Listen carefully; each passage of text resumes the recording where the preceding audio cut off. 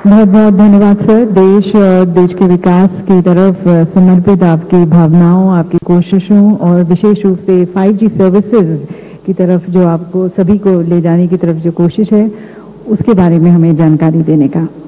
और अब आमंत्रित करते हैं प्रोग्रेसिव आइडियाज और विजन श्री कुमार मंगलम बिरला जी की, चेयरमैन आदित्य बिरला ग्रुप।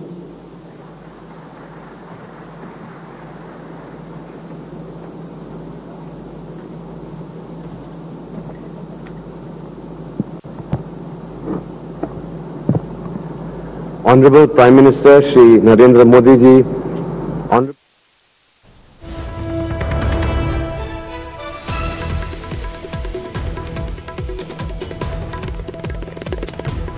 और ग्रामीण ओलंपिक में हंगामा। भरतपुर में ग्रामीण ओलंपिक खेल में हंगामा हुआ है। कबड्डी मैच यहां पर चल रहा था, उसी दौरान यह हंगामा हुआ है। खेल ग्राउंड को छावनी के रूप में तब्दील कर दिया गया है, यानी कि हंगामे को रोकने के लिए भारी संख्या में मौजूद पुलिस के जवान। आपको बता दें, पिछले कुछ दिनों से प्रदेश में ग्रामीण ओलंपिक चल रहे हैं और इसी के दौरान कई झगड़े की भी खबरें आई और अब भरतपुर से ये खबर सामने आ रही है, जहां पर ग्रामीण ओलंपिक के दौरान बड़ा हंगामा हुआ, लोग आपस में उलझे और यहां पर आप देख सकते हैं लोगों से ज्यादा पुलिस की तादाद आपको नजर आएगी। भरतपुर से दीपक हमारे साथ जुड़ गए। दीपक, क्या है ये पूरा मामला?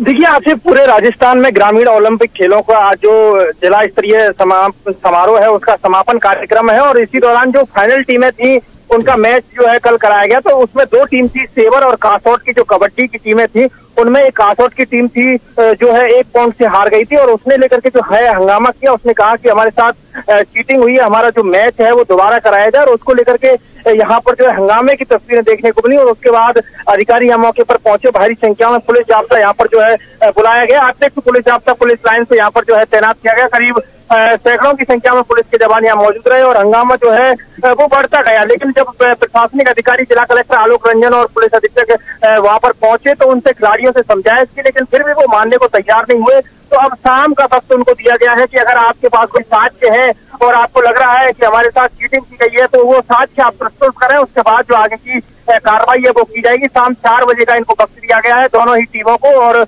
इनसे कहा गया है कि जो अपने अपने साक्ष्य है वो पेश की जाए, क्योंकि जो सेवर की टीम है वो फाइनल में जीत चुकी है और वो अब राज्य स्तर पर खेलने के लिए जाएगी और ऐसे में जो कासौट की टीम है उसने विरोध किया कि हमारे साथ चीटिंग हुई है और उसके द्वारा ये जो सेवर की टीम है वो जीती गई है। ये हंगामे की तस्वीर यहाँ पर जो है देखने को मिली। बड़ी संख्या में पुलिस जाब्ता यहाँ पर मौजूद रहा और पुलिस जाब्ते ने जो वहाँ के ग्राउंड में लोग मौजूद थे उनको बड़ी कड़ी मशक्कत के बाद वहां से हटाया और उसके बाद कुल मिलाकर कहा जा सकता है करीब 2 घंटे के बाद जो है हंगामे को शांत किया जा सका। जी दीपक, फिलहाल स्थिति कही जा सकती है काबू में है?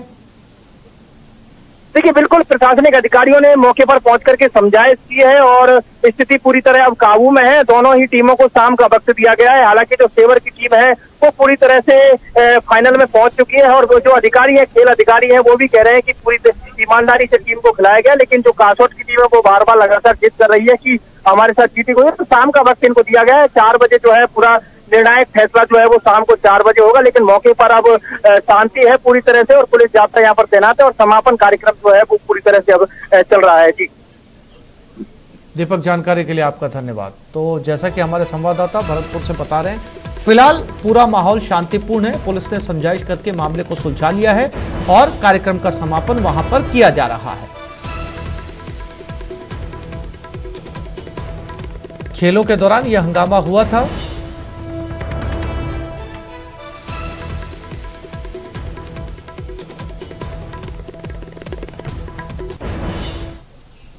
और चाकसू में भी एक युवक का शव सड़क किनारे मिलने से सनसनी फैल गई है। आज सुबह इस शव को सड़क के किनारे देखा गया। पुलिस मौके पर पहुंची है और युवक का नाम राहुल बताया जा रहा है। हालांकि राहुल के घर वालों को सूचना दे दी गई है, लेकिन किस वजह से, क्या ये आत्महत्या थी या किसी ने उसकी हत्या की, इसकी जानकारी फिलहाल नहीं मिल पाई है। पुलिस जानकारी जुटाने में लगी। ये तस्वीरें सड़क किनारे चाकसू के अंदर राहुल के शव की।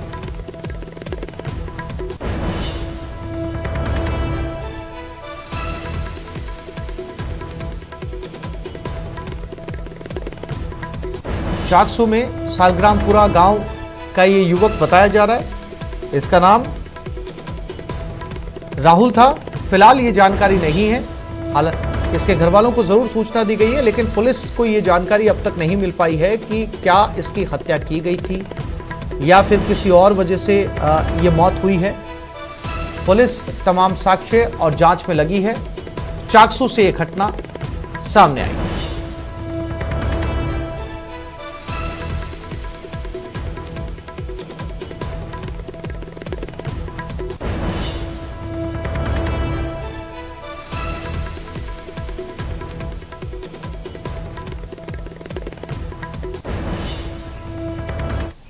और इधर सीकर में भी एक व्यापारी जिसका नाम बाबूलाल झालानी था, उसको गोली मार दी गई है। बड़े सराफा व्यापारी थे।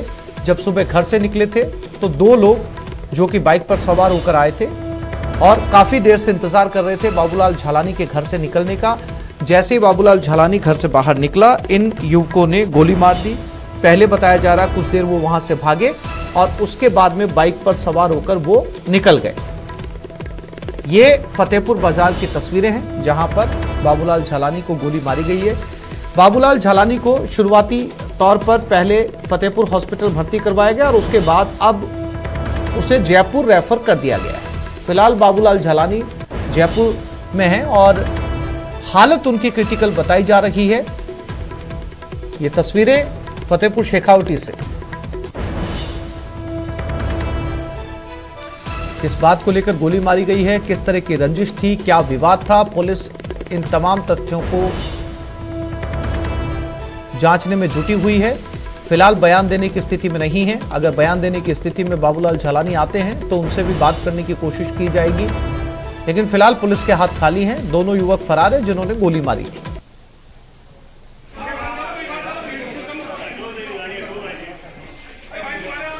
और अब इसके विरोध में व्यापारी अपनी दुकानें बंद कर रहे हैं फतेहपुर शेखावटी में।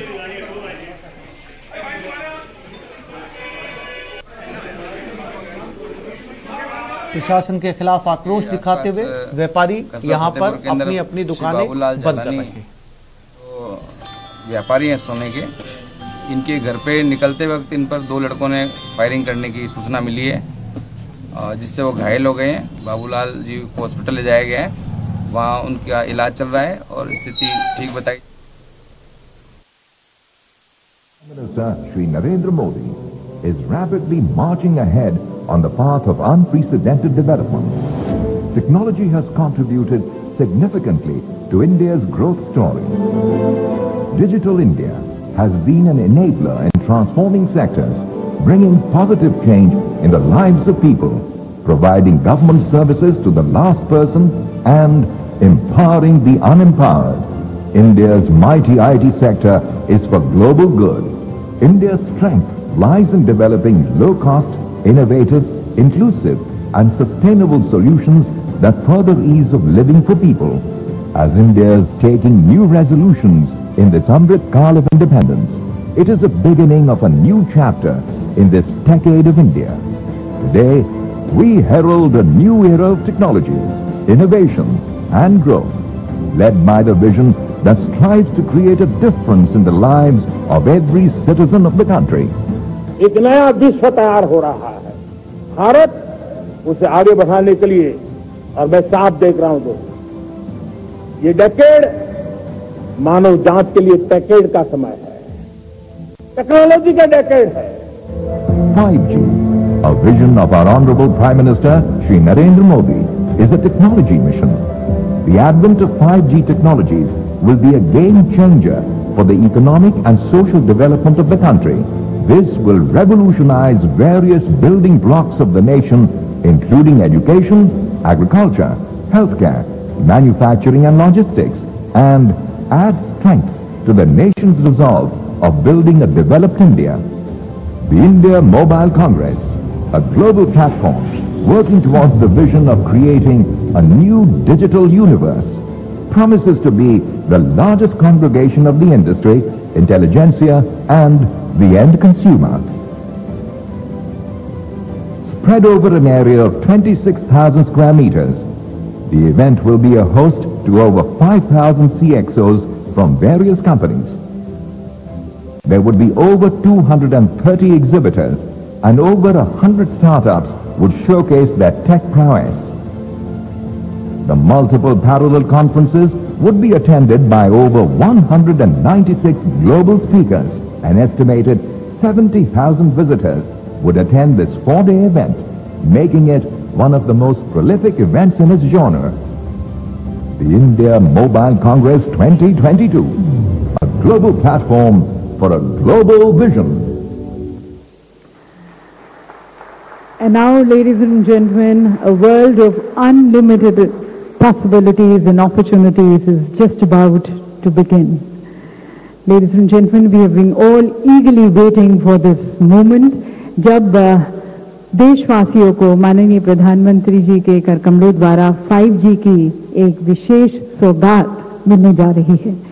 तो मैं माननीय प्रधानमंत्री जी से निवेदन करना चाहूंगी कि वे रिमोट का बटन दबाकर 5G सर्विसेज का लोकार्पण करें।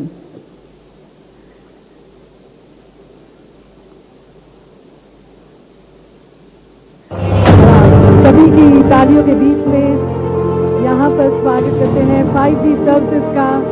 India today, ladies and gentlemen, getting this gift of 5G at the hands of Honorable Prime Minister. And from today onwards, the service providers are going to be rolling out the 5G services in different parts of the country, and we're expecting that by the end of 2024, almost 75% of the citizens of this country are going to be able to avail the 5G services. और अब माननीय प्रधानमंत्री जी के करकमलों द्वारा 5G services के लोकार्पण के बाद अब देखते हैं कि किस तरह से 5G सर्विसेज के आने के बाद जमीनी स्तर पर काफी परिवर्तन आएगा, बदलाव आएगा। इसकी तरफ हम अब यहाँ पर कुछ यूज केसेस को डिमॉन्स्ट्रेट करेंगे जो कि हमारे लीडिंग टेलीकॉम सर्विस प्रोवाइडर्स की तरफ से है। पहला जो यूज केस है वो रिलायंस जियो की तरफ से है। शिक्षा के क्षेत्र में पढ़ेगा भारत तभी तो बढ़ेगा भारत, और डेमो स्कूल्स के छात्रों के साथ वर्चुअली हमारे साथ जुड़ रही हैं।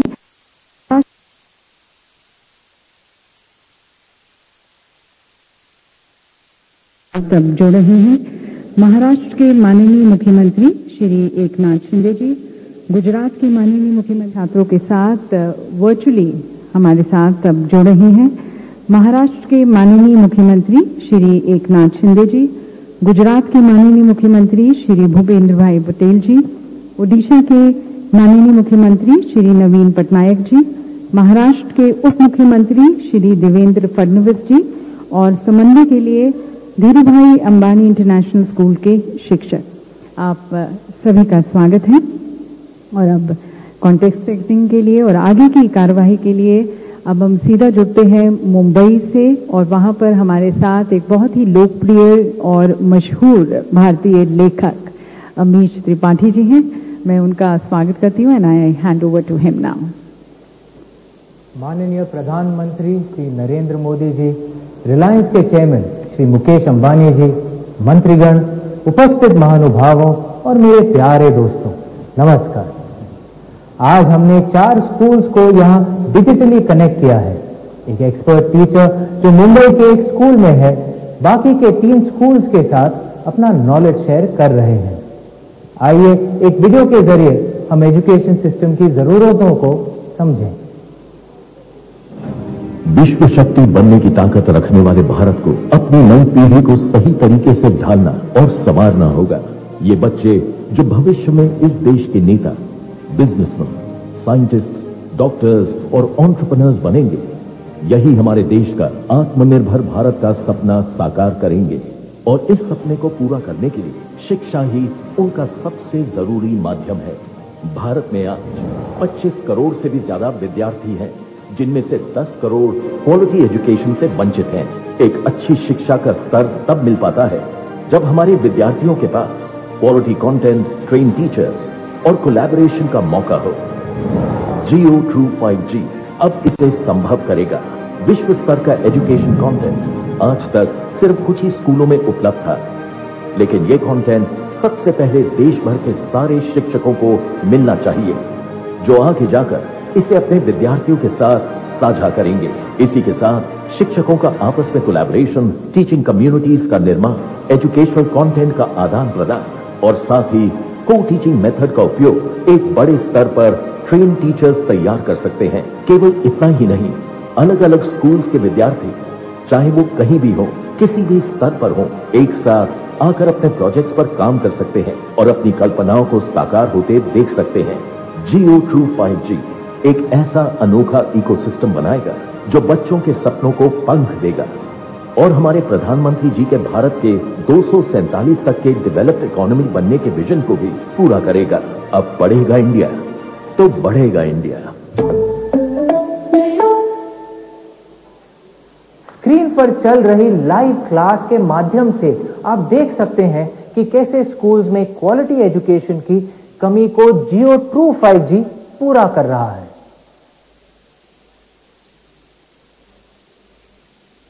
और इसमें जब ऑगमेंटेड रियलिटी और वर्चुअल रियलिटी जुड़ जाएगी तो शिक्षा की क्वालिटी एक नए मुकाम पर पहुंच जाएगी। इसे बासु सर एक उदाहरण से समझाएंगे। Over to you Basu sir. I will now project my GeoGlass on the screen. Our heart is a pump that circulates blood through blood vessels.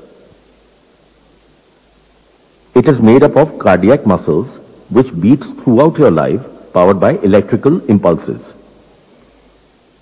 The four chambers of the heart are called the right and left atrium, which receives the blood, and the right and left ventricle, which pumps the blood. The right and the left chambers are separated by a wall, which you can clearly see here, which is called as the septum.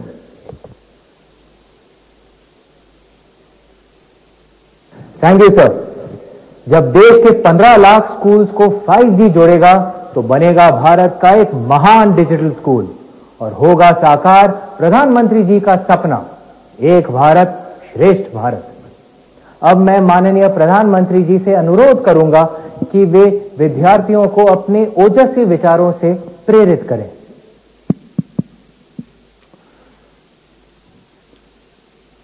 आपका नाम क्या है?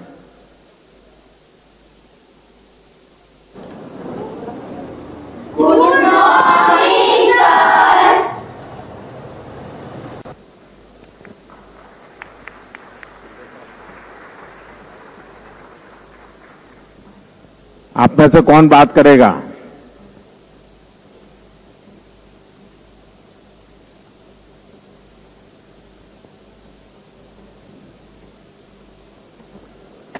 सबने हाथ ऊपर कर दिए। अच्छा बताइए, क्या नाम है बेटे आपका? नमस्ते सर, मेरा नाम जैमिनी ठाकुर है। अच्छा बताइए, ये जो शिक्षक आपके सामने नहीं है और इस प्रकार से पढ़ना है, तो आपको लगता है कि पढ़ सकते हैं? हाँ सर, पढ़ सकते हैं। लेकिन टीचर नहीं है तो फिर क्या करोगे? तो हम इस टेक्नोलॉजी के माध्यम से सीख सकते हैं। थोड़ी देर में खेलने जाने के लिए मन कर जाएगा।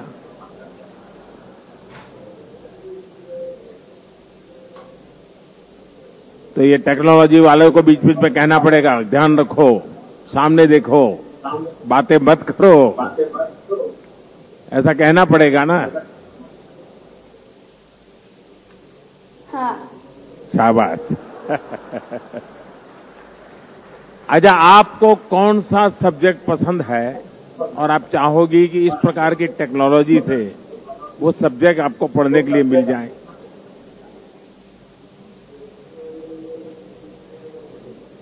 आपको इतनी छोटी आयु में चश्मा आ गया है तो आप जरूर ज्यादा पढ़ती होगी। सर, मेरा मनपसंद साइंस है। अच्छा, उसको लगता है कि टेक्नोलॉजी से अब मजा आएगा? हाँ। ज्यादा अच्छी तरह से समझ पाओगे? हाँ। अब ये जैसे हार्ट के विषय में अभी पढ़ाया, अगर ऐसा न होता और टीचर ने समझाया होता तो दिमाग में चित्र बनता कि हाँ ये कुछ ऐसा कह रहे हैं टीचर? नहीं बनता। देखिए, ये फर्क है टेक्नोलॉजी का। जिसका फायदा हमारे देश के बच्चों को होने वाला है। चलिए बच्चों, बहुत बहुत शुभकामनाएं आपको। Thank you sir. बहुत बहुत धन्यवाद माननीय प्रधानमंत्री जी। और बच्चे बहुत एक्साइटेड फील कर रहे थे माननीय प्रधानमंत्री जी के साथ बात कर, और हमने देखा कि किस तरह से उनकी भी कितनी आकांक्षाएं हैं, कितने ड्रीम्स हैं। कोई साइंस में इंटरेस्टेड है और उनको भी लगता है कि टेक्नोलॉजी के आने से किस तरह से उनकी एजुकेशन और बहुत एनरिच्ड इमर्सिव एक्सपीरियंस उन्हें मिलेगा। तो इसके साथ धन्यवाद करते हैं रिलायंस जियो को, और धन्यवाद हमारे माननीय मुख्यमंत्रीगण जो हमारे साथ जुड़े थे। बच्चों को भी बहुत बहुत धन्यवाद। और बढ़ते हैं अगले यूज केस की तरफ। ये यूज केस वोडाफोन आइडिया की तरफ से है, हमारे कंस्ट्रक्शन वर्कर्स की सेफ्टी पर केंद्रित है। देवी सजनों, हम सभी जानते हैं कि नए भारत के निर्माण में हमारे कंस्ट्रक्शन वर्कर्स एक बहुत ही महत्वपूर्ण भूमिका निभाते आए हैं, पर साथ साथ उनकी सुरक्षा हमेशा से एक चिंता का विषय भी रहा है।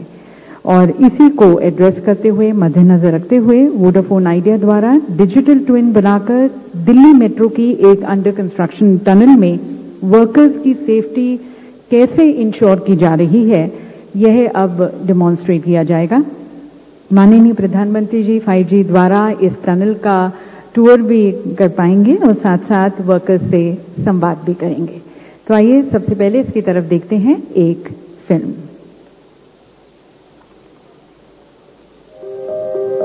भारत का विकास आज नई ऊंचाइयों को छू रहा है और इस विकास को मजबूती देते हैं हमारे मेहनती वर्कर्स, जो दिन रात एक करके देश के इंफ्रास्ट्रक्चर को लगातार तेजी से आगे बढ़ा रहे हैं।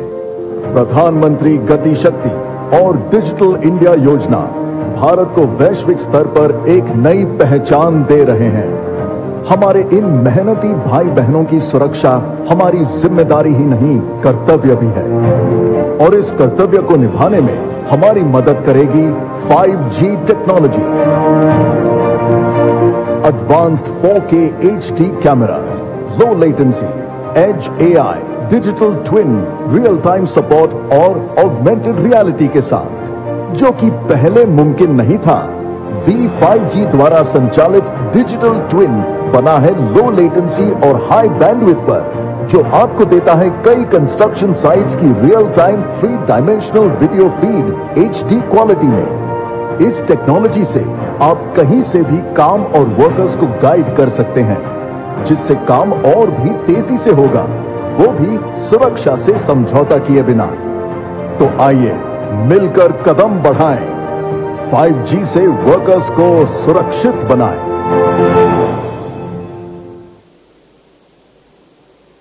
अब हम आपका ध्यान आकर्षित करेंगे डायस के दाईं तरफ के काले स्क्रीन पर।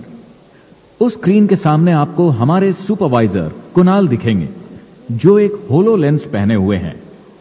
इस होलो लेंस के द्वारा वो हमें कंस्ट्रक्शन साइट ले जाएंगे, जो देश की राजधानी दिल्ली में द्वारका मेट्रो टनल का भाग है, जहां पर वो हमें वर्कर्स की सुरक्षा के 3 यूज केसेस दिखाएंगे। कुणाल जी।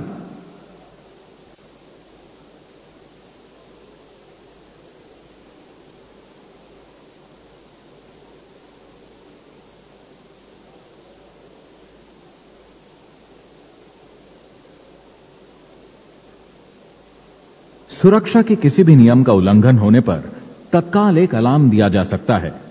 जैसे आप देख सकते हैं, फेस मास्क के बिना काम करता हुआ श्रमिक।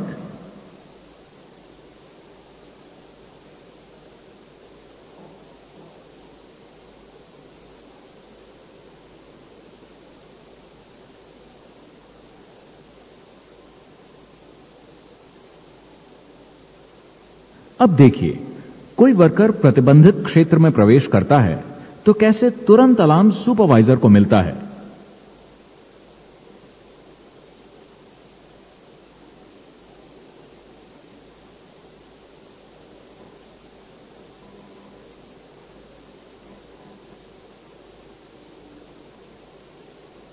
इस क्षमता से अब हम टनल के अंदर उपस्थित लोगों से वार्तालाप करेंगे।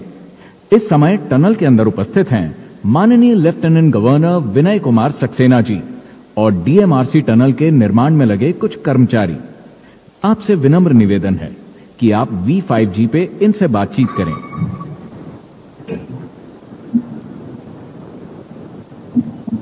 नमस्कार माननीय प्रधानमंत्री जी। सक्सेना जी, आप टनल में पहुंच गए हैं? जी हाँ, मैं इस वक्त मेट्रो की टनल में मौजूद हूँ और यहाँ पर उसका कार्य चल रहा है। वहाँ कोई मजदूर भाई बहन है तो उनसे बात करेंगे, कुछ विशेष बता सकते हैं कोई?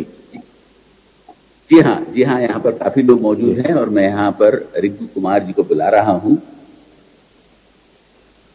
जो आपसे संवाद करेंगे। नमस्कार माननीय प्रधानमंत्री। नमस्कार जी, नमस्कार जी। क्या शुभ नाम है आपका? सर, यहाँ पर काम चल रहा है कंस्ट्रक्शन का। ये टनल के काम में ये नई टेक्नोलॉजी आपको कैसे काम आ रही है? सर, बहुत ही उन्नति के लिए काम आएगी सर, बहुत ही मेहनती है सर, हमें हर तरह के निर्देश दे करके बताया जा रहा है सर।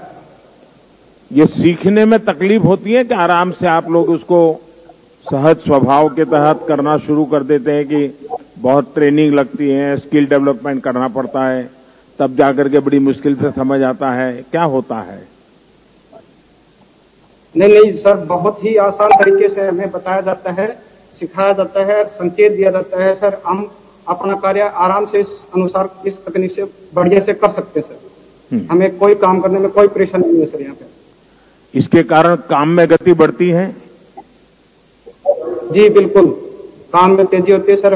हम अपने काम पे ही ध्यान रखते हैं पूरा। सबसे बड़ी बात होती है मजदूर का विश्वास, उसको लगना चाहिए कि यहाँ सेफ्टी है, और मुझे पहले से इंडिकेशन मिलता है इस टेक्नोलॉजी के कारण, तो ये अनुभव आ रहा है। जी बिल्कुल, पूर्ण रूप से। अंदर कोई गैसेस हो, कुछ और तकलीफ हो तो तुरंत ये सेंस करके बता देता है, तो ये अनुभव आ रहा है कुछ आपको? जी सर, बिल्कुल। चलिए, मेरी आपको बहुत शुभकामनाएं हैं और आप श्रमिकों के कारण मेरा देश बन रहा है। माननीय प्रधानमंत्री जी, आपके इस उत्साहपूर्ण वार्ता से आप आज देश के लाखों करोड़ों श्रमिकों का उत्साह और भी बढ़ेगा। देश में 5G लाने के लिए वी की तरफ से हम आपका हार्दिक धन्यवाद करते हैं। माननीय तो दिव्य सज्जनों, हमने देखा किस तरह से एक टनल में भी वहां से हमारे साथ वर्कर ने बात की, मजदूर ने बात की। उन्होंने कहा कि एक तेजी भी महसूस कर रहे हैं काम में और सेफ्टी को कॉम्प्रोमाइज किए बिना। तो ये 5G सर्विसेज के द्वारा पॉसिबल हो पा रहा है। इसके लिए हम विशेष धन्यवाद करते हैं वोडाफोन आइडिया को, और बहुत बहुत धन्यवाद लेफ्टिनेंट गवर्नर साहब को भी दिल्ली, उनका इस यूज केस के डेमोन्स्ट्रेशन में हमारे साथ जुड़ने के